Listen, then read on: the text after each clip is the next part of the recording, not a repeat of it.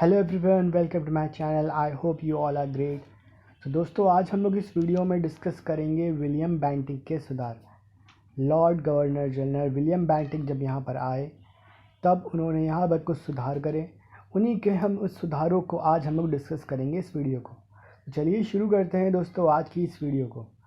आपको नोट्स बनाने के लिए आपको जितना भी टेक्स्ट है आपको मेरी स्क्रीन पर मिल जाएगा। अगर आप नोट्स बनाना चाहते हैं तो आप स्क्रीनशॉट लेके आप इसके नोट्स बना सकते हैं। तो शुरू करते हैं दोस्तों आज इस वीडियो को। शासन में सुधार। तो दोस्तों, विलियम बेंटिक ने शासन में क्या सुधार करे वो हम देखेंगे। मार्शमैन कहता है, लॉर्ड विलियम बेंटिक का शासन ब्रिटिश भारत के इतिहास में उन्नति के युग में के दृष्टिकोण से एक अलग अस्तित्व रखता है। उसकी कीर्ति की आभा गृह नीति के विषय में उसके प्रगतिशील विचार, उसके स्फूर्तिपूर्ण शासन सुधार, उनकी निर्भीक दानशीलता और उसके साम्राज्य की आर्थिक स्थिति को उन्नत करने के ओजपूर्ण प्रयत्नों के कारण चमक रही है। असैनिक शासन के क्षेत्र में उसने न्याय विभाग को पूर्णतया पुनर्निर्माण कर दिया और पुराने न्यायालयों को बंद करके नए न्यायालय स्थापित किए और उनमें योग्य और चरित्रवान व्यक्तियों को न्यायाधीश के पद पर नियुक्त करके दी अपव्यय और अनिश्चय की 3 दोषपूर्ण प्रथाओं का अंत कर दिया। उसने उत्तर पश्चिम प्रांत के लिए पृथक सुदूर या चीफ कोर्ट स्थापित करके लोगों की सुदूर कलकत्ता जाने की ज़रूरतों को कम कर दिया। इस प्राप्ति के लिए उसने इलाहाबाद में एक अलग राजस्व मंडल भी खोला। उसने मुकदमे में भाग लेने वालों को उस समय तक न्यायालयों में प्रचलित फारसी भाषा के स्थान पर अपनी भाषाओं के प्रयोग करने की अमूल्य निधि दे दी। भारतीयों की नियुक्ति। बेंटिक ने एक और आदेश देकर अपना नाम प्रसिद्ध कर लिया। वह प्रथम गवर्नर जनरल था जिसने शिक्षित भारतीयों को कंपनी की सेवा में उच्च पदों पर नियुक्त किया। इससे पहले चाहे भारतीय जितने भी ज़्यादा शिक्षित हो उनको उच्च पदों पर नहीं रखा जाता था, मगर ये जब Lord William Bentinck governor general बनकर आए तो जो भी योग्य और शिक्षित भारतीय होते थे उनको समान अधिकार दिए जाते थे। वो भी अब उच्च पद पर अपनी मेहनत से जा सकते थे। मुगल शासन में हिंदू बड़े विश्वस्त और उत्तरदायित्वपूर्ण पदों पर नियुक्त थे। यानी जब मुगल यहाँ पर शासन करते थे तो उस समय भी जो बहुत सारे जो हिंदू समाज के लोग थे वो भी बड़े बड़े ऊंचे ऊंचे पदों पर नियुक्त थे, जिससे पता चलता है हिंदू समाज भी काफ़ी योग्य था। मगर यहाँ पर अंग्रेज़ों ने शुरू में उनकी योग्यता के आधार पर उनको सही नौकरियां, सही पद नहीं दिए, मगर बाद में विलियम बेंटिक ने फिर इसको शुरू करा। उनकी योग्यता के आधार पर, उनकी शिक्षा के आधार पर लोगों को उनके पद दे दिए जाने लगे। पर तो भी उससे शासन कोई क्षति नहीं पहुंची।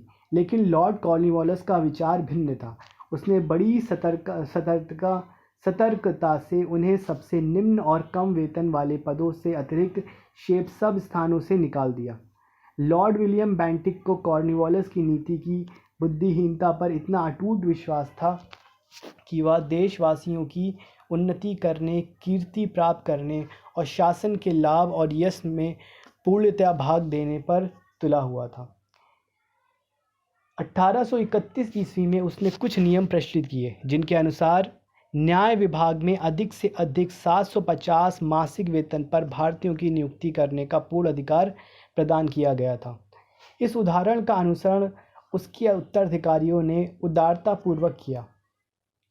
अब यहाँ पर एक और जो बड़ी हमारी समाज की कुरीति थी जो हिंदू समाज में फैली हुई थी, और इस कुरीति को हटाने का बहुत सारे समाज सुधारक जैसे राजा राम मोहन राय और इससे पहले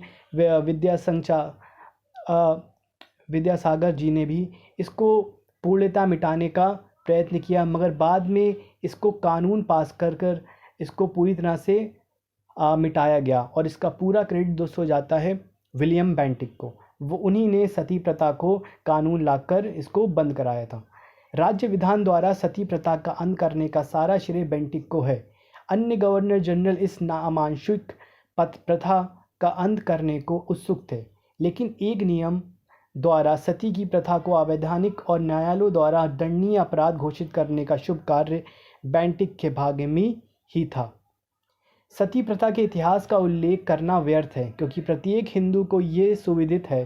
पुरातन काल में पवित्र और धर्मपरायण स्त्रियां अपने पतियों की चिता पर चढ़कर अपनी इच्छा से भस्म हो जाती थीं। हिंदू शास्त्र में ये कहीं नहीं लिखा था कि प्रत्येक विधवा स्थिति के लिए ये कार्य ज़रूरी है, यानी ये ऐसा किसी प्रमाण नहीं मिलता है शास्त्रों में कि ज़रूरी है कि जब किसी भी स्त्री का जो पति है उसकी मृत्यु हो जाए तो वो उसके साथ जलकर भस्म हो जाए। तो ऐसा किसी भी शास्त्रों में इसका उल्लेख नहीं मिलता है। भारत के कुछ भागों में, विशेषकर बंगाल में, ये सामान्य प्रथा हो गई थी। ठगों का दमन। मध्य भारत के निवासियों के लिए ठगों का दमन करके गवर्नर जनरल ने बड़ा हितपूर्ण कार्य किया। वे मध्य भारत में अपने अड्डे रखने वाले हत्यारी दस्युओं के दल थे। अनेक शाखाएं रखने वाले गुप्त संगठन के सदस्य थे। अनजान यात्रियों के साथ चलते चलते बहुसंख्या में होने के कारण वे उनकी गर्दनों में खुले साफे डाल देते थे और उनको फांसी देकर लूट लेते थे। यानी उनके रस्सी एक होती थी बनी हुई, और जब वो आ रहे होते घोड़े से तो उनके गले में क्या करते थे, एक रस्सी डाल दी, जिससे वजह क्या होता था, वो खिंच के उनको एक फांसी जैसी फांसी लगकर उनकी मृत्यु हो जाती थी। फिर बाद में उनको लूट लेते थे।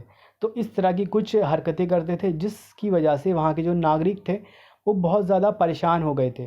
ठीक है, तो इनका भी सफाया दोस्तों विलियम बेंटिक ने बहुत ही अच्छी तरीके से किया।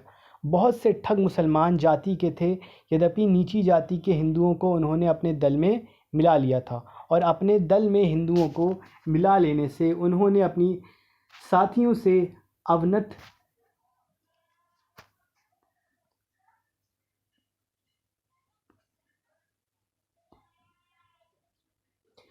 हिंदू धर्म के सारे रूढ़िवादी अंधविश्वास के विचार और शिव की पत्नी देवी दुर्गा भवानी की पूजा सीख ली थी। देश की इतनी दुर्दशा थी कि बहुत से सरदार, जमींदार, अफसर और पुलिस विभाग के सदस्य उनके हत्याकांडों में गुप्त रूप से सहयोग देते थे। यानी उस समय की जो ब्रिटिश पुलिस थी वो भी उनके साथ मिली रहती थी और उनकी बुरी तरह प्राप्त धन से भाग लेते थे। लॉर्ड विलियम बेंटिक ने अपने अनोखे साहस से ठगों का दमन करने के लिए एक नया विभाग खोला। उसे सर विलियम स्लीमैन की अधीनता में रख दिया। उस समय इसकी पूरी जिम्मेदारी उस समय के पुलिस अधिकारी थे जिनका नाम था विलियम स्लीमैन, उनके हवाले पूरी जिम्मेदारी कर दी कि आप इस जो ठग समूह है इसका आप किसी तरह से निपटारा करिए, जिसके ठगों के विस्तृत विवरण के लिए हम बहुत आभारी हैं।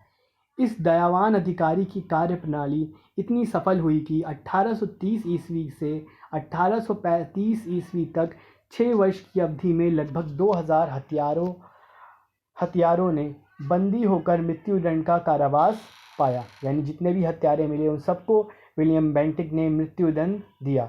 ये तो नहीं कहा जा सकता कि अपराध का पूर्णतः अंत हो गया, लेकिन यात्रियों और व्यापारियों के लिए पथ अधिक सुरक्षित हो गए। ठगों के बंदी होने पर बेंटिक को ज्ञात हुआ कि प्रशासनिक भ्रष्टाचार भी ठगी को बढ़ावा देता है। शिक्षा का माध्यम अंग्रेजी। इस प्रश्न का लॉर्ड विलियम बेंटिक के काल में निर्णय हुआ कि शिक्षा का माध्यम अंग्रेजी हो या देशी, ये ज़रूरी है कि ईस्ट इंडिया कंपनी के शासन में शिक्षा की उन्नति का संक्षिप्त इतिहास दे दिया जाए। 1813 ईस्वी को ब्रिटिश पार्लियामेंट में एक प्रस्ताव पास हुआ जिसके अनुसार हमारे विजित प्रदेशीय लाभों, राजस्व और किरायों के अधिक धन में से 1 लाख रुपया ब्रिटिश अधिकृत प्रदेशों के निवासियों में वैज्ञानिक शिक्षा का प्रसार और उद्धार के हेतु अलग रख दिया जाए। भारत के अधिकारियों ने उस प्रस्ताव का आशय ये लगाया कि ये धन जब जब मिले, सामयिक विचारों के अनुसार इसे पुरातन विद्याओं की उन्नति में प्रयुक्त किया जाए। लॉर्ड मिंटो के काल में कुछ हिंदू विद्यालय खोले गए और सरकार से उन्हें सहायता मिली। मी एडम्स ने, जो थोड़े काल तक गवर्नर जनरल के पद पर काम कर चुका था, अपने समय में भारतीयों के शिक्षा प्रसार की प्रणाली का पता लगाने के लिए एक सार्वजनिक शिक्षा समिति नियुक्त की थी। ये समिति उस काल के शिक्षालयों जैसे बनारस के हिंदू विश्वविद्यालयों और मुसलमान का कलकत्ता का विद्यालयों को उन्नत करने के पक्ष में थी और इसने कलकत्ता में एक नया हिंदू विद्यालय खोलने का परामर्श दिया था। लेकिन 1830 ईस्वी में कलकत्ता में कुछ धनिक और प्रभावशाली निवासियों ने शिक्षा मंडल का ध्यान यूरोपियन विज्ञानों की शिक्षा अंग्रेजी माध्यम द्वारा देने की ओर आकर्षित कराया। महान प्राचार्यविद डॉक्टर होरेस विल्सन ने अंग्रेजी को शिक्षा का माध्यम बनाने में नितांत विरुद्ध मत दिया, लेकिन सर चार्ल्स ट्रेवलियन और सुप्रीम काउंसिल के न्याय सदस्य लॉर्ड मैकाले ने पुरातन पूर्वी विद्या को निरंतर समुन्नत करने का पूर्ण विरोध किया। तो दोस्तों यही थे आपके लॉर्ड विलियम बेंटिक के कुछ कार्य और उनके सुधार। काफ़ी अच्छा कार्य किया लॉर्ड विलियम बेंटिक में। अभी तक के अगर मुझसे को पूछा जाए सबसे अच्छे काम निस्वार्थ जो कि भारतीय जनता के लिए भलाई के लिए किए गए, तो मैं कहूँगा कि विलियम बेंटिक ने करे। तो आई होप दोस्तों आपको ये वीडियो दोस्तों अच्छी लगी होगी। अगर ये वीडियो आपको अच्छी लगी तो इस वीडियो को लाइक करें, और ऐसे ही आप हिस्ट्री से रिलेटेड वीडियोस चाहते हैं तो हमारे चैनल को सब्सक्राइब करिए। तब तक के लिए अपना ख्याल रखिए। Till then take care, good bye.